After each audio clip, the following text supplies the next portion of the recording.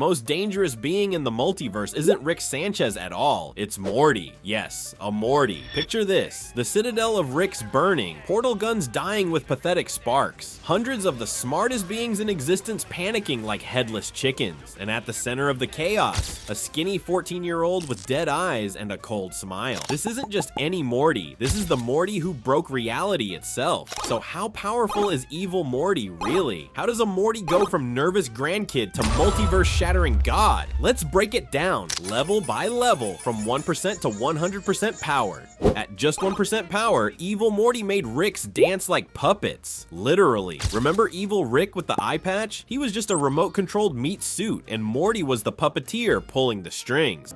Now is the time for action. Using that cybernetic Rick, Evil Morty gunned down 27 Ricks across the multiverse, each in front of their own Morty sidekick.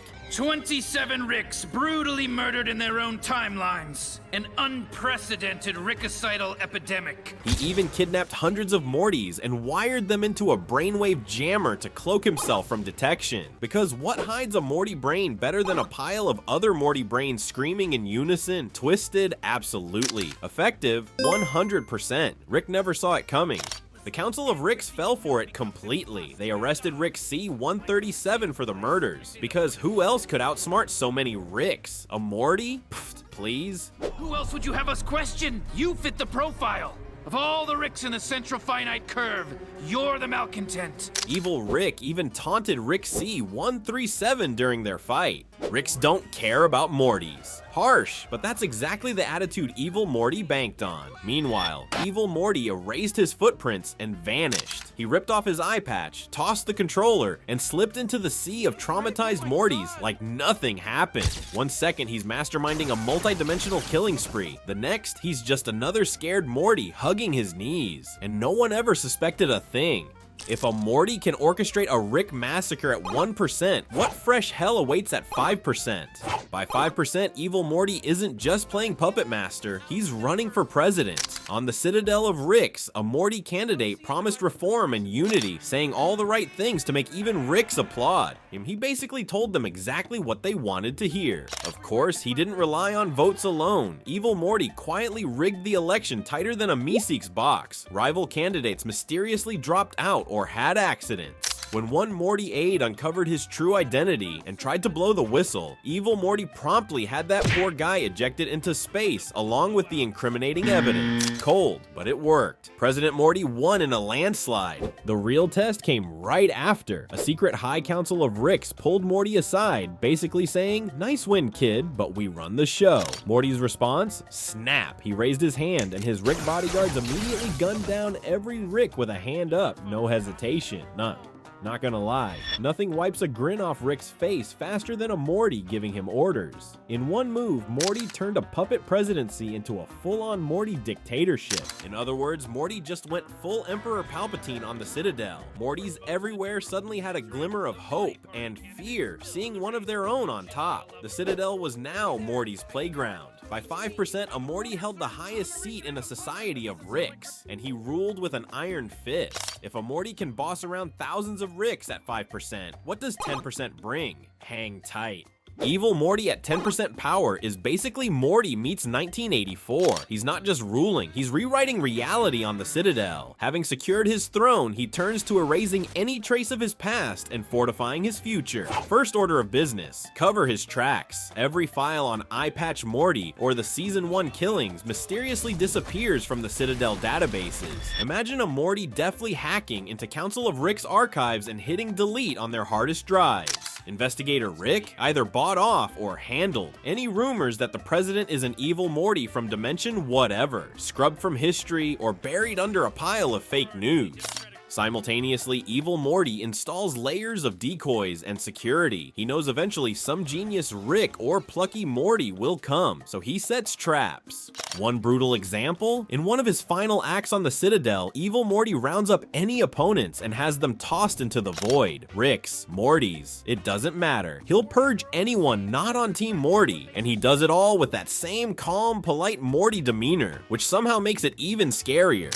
He's a ghost in the system now, untouchable untouchable from within. But ironically, achieving absolute power in the Citadel is just a stepping stone. Evil Morty's true ambitions lie beyond the Citadel, beyond even Rick's reach. And to get there, he's going to target the very thing that gives Rick his edge: portal travel. At 25% power, Evil Morty doesn't just hack the portal network, he weaponizes it. Picture this: you're a Rick. You've just had dinner with the new Morty president, feeling smug about how you handled the political situation. Time to portal home and forget this ever happened. You pull out your portal gun, aim it at empty space, and pull the trigger. BZZT. Your portal opens, but instead of your garage, you're staring into a swirling blender of death. Before you can even process what's happening, thunk, you're sucked through and immediately shredded into Rick confetti. This is happening simultaneously across the entire Citadel. Hundreds of Ricks, all trying to escape, all dying instantly. How did one Morty cause the multiverse's greatest massacre? Evil Morty poisoned the well. As president, he had access to something no Morty should ever touch: the Citadel's portal fluid supply. While Rick C-137 and Morty were having their cozy dinner, Evil Morty was already 3 steps ahead, quietly contaminating every drop of portal fluid in the city. When the chaos began, it wasn't random. Rick tries to test his portal gun after growing suspicious. He shoves a guard Rick through a portal. The guard doesn't come back. He gets liquefied in the blender dimension. That's when Rick realizes the horrifying truth: every portal gun has been turned into a death trap. The Citadel erupts into pandemonium. Ricks who've never felt fear in their lives are screaming. The loudspeakers keep repeating, "Nobody leave, everybody stay." But Ricks don't take orders. They try to portal out anyway. Each one dies a different gruesome death in a different hostile dimension. Even the backup plan fails. Operation Phoenix, the Citadel's resurrection protocol? Evil Morty hacked that too. Ricks trying to upload their consciousness get rerouted into meat grinders, their liquefied remains pumping fuel into Evil Morty's dimensional escape device.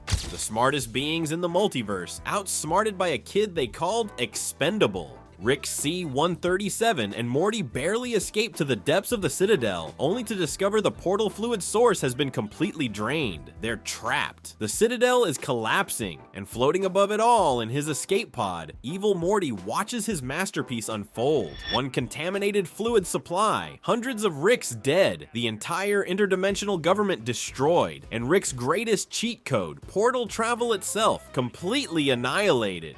But Evil Morty? He opened a golden portal and stepped through to true freedom, and he was just getting warmed up. At 50%, he'd make them all remember why they should have feared him from the beginning. Evil Morty at 50% power is where he goes from trickster to legend. He takes Rick's biggest secret, the Central Finite Curve, the wall separating universes where Rick is the smartest from everywhere else, and blows it to bits. Under President Morty's orders, Citadel scientists built a massive golden portal drill powered by the very thing Rick values least: countless expendable Ricks and Mortys. Evil Morty flips the switch and the drill punches a hole straight through Rick's precious wall. The effect is instant and cataclysmic. The Citadel, unable to handle this raw power, begins to disintegrate from the inside. We see Ricks and Mortys sucked out into the void as stations and skyscrapers crumble. It's carnage.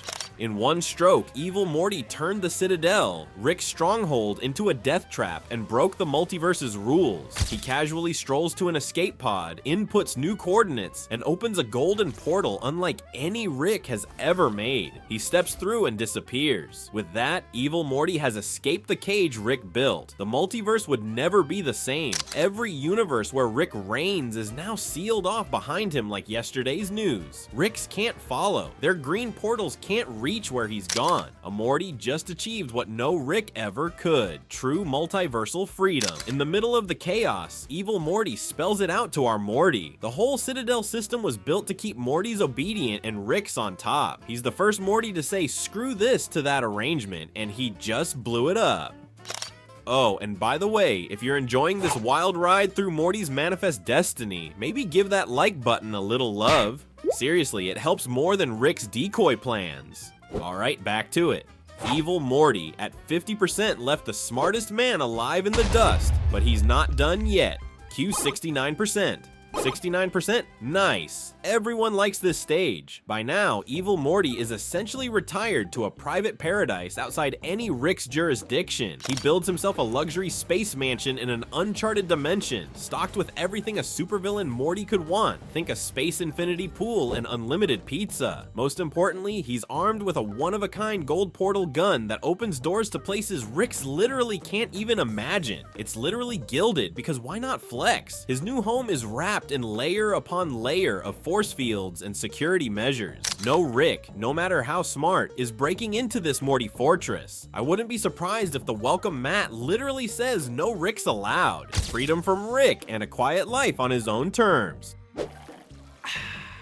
Just another day in paradise. But back in Rickland, things aren't so quiet. Rick C-137 goes on a rampage hunting down Rick Prime, the original Rick who ruined his life, and his obsessive dimensional tampering sends shockwaves through reality. Those ripples reach even Evil Morty's hideaway, disturbing his peace. By the way, Evil Morty isn't just lounging. He occasionally ventures out beyond Rick's reach to gather advanced tech and exotic goodies from other universes. A Morty's gotta have hobbies, right? Our golden portal wielding Morty is not amused. So what does the most powerful Morty in existence do? He actually returns, briefly, to confront Rick. Shouldn't you be turning yourself into a pickle? What do you care what I do to the curve? Picture it, Morty pops in just to say, "Keep it down, I'm trying to chill," and casually drops a tip that helps Rick track Rick Prime faster. You're hitting infinite targets. At least filter for probability stasis. I was gonna. Duh. It's a quick cameo. Evil Morty basically telling Rick, "Hurry up and finish your business so I can get back to my retirement." Then boom, he's gone again.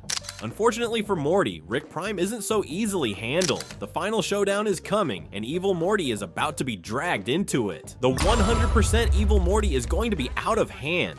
At 100%, Evil Morty reaches endgame. When Rick Prime, Rick C-137's archenemy, the Rick who murdered his family, traps Rick and Morty in a high-security hell, Evil Morty gets pulled in too. How does the most dangerous Morty respond? By doing the unthinkable, allying with Rick temporarily. The unlikely duo works together to survive a gauntlet of horrors. Think a sci-fi Saw movie designed by Rick Prime himself. Laser grids, poison gas, killer robots, the works.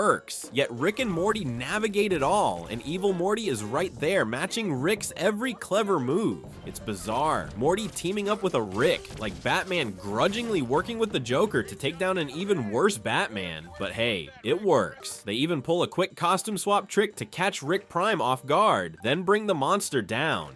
In the chaos, Evil Morty also snags the schematics for Rick Prime's Omega device. This doomsday gadget can erase someone from every timeline at once, the nuclear option of the multiverse. Now Evil Morty has its blueprint saved to his trusty eye patch HUD.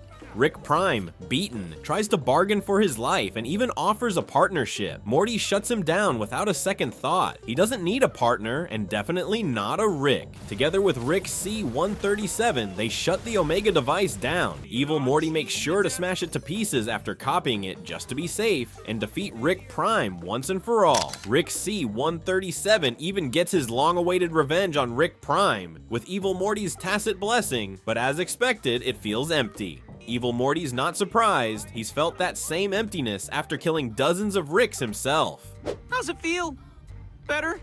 No? Exactly the same?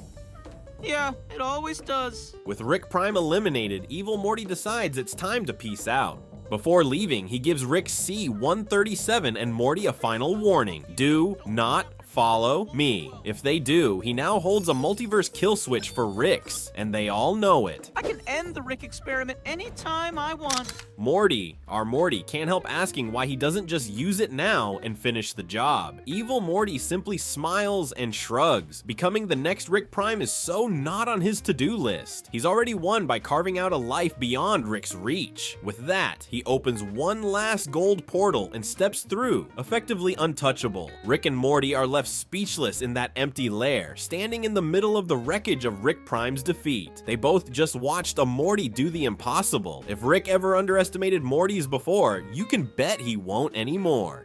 So how powerful is Evil Morty? Evil Morty turned the universe inside out and walked away, literally leaving the smartest Rick alive now sleeping with one eye open. For once, a Morty played the long game, and he won.